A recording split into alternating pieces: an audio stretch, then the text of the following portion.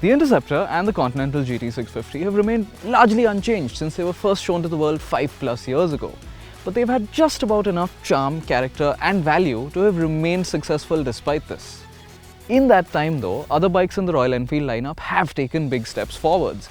So lately, these two haven't quite been offering the flagship experience that they should.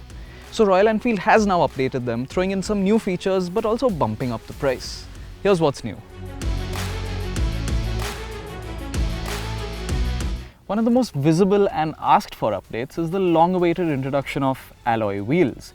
2 color options on each bike now come with alloys, and these also bring in the convenience of tubeless tires. In the case of the Continental, the tires are now Vredestein Centauro STs, and since someone buying this bike is looking for a slightly sportier and more engaging experience, it's nice to have this grippier rubber on offer. What you can't do, at least through RE's MIY configurator, is equip any of the other color options with alloy wheels.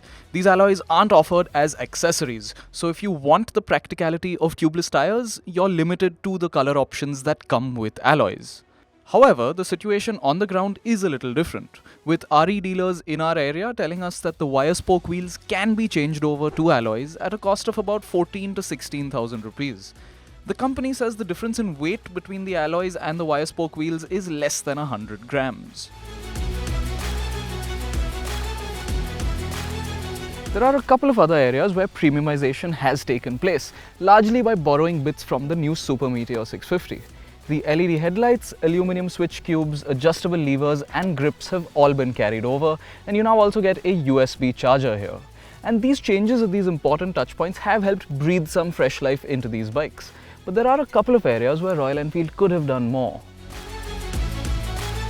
The one area where these bikes still continue to show their age is definitely the instrumentation. Sure, the twin-pod analog setup looks great and it goes well with the retro theme here.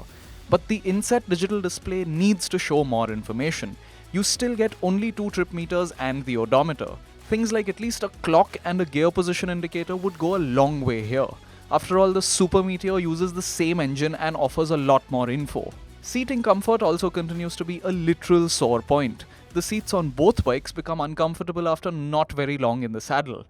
On the upside, there is an in-house solution if you're willing to pay for it in the form of RE's accessory touring seats. Nevertheless, the stock seats should offer a better baseline level of comfort. Under the surface, the 648cc parallel twin is now OBD2 compliant. From an end-user perspective, nothing has really changed, and that isn't a problem at all. Every time you jump aboard an RE650 after some time away, you're immediately reminded of just what a nice and likable motor this is. It's flexible, easy, sounds great, and pulls hard enough.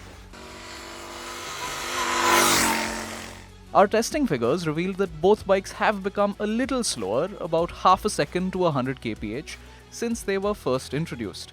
But you're not really going to notice this from the saddle in everyday situations, and this is most likely down to tightening emission norms.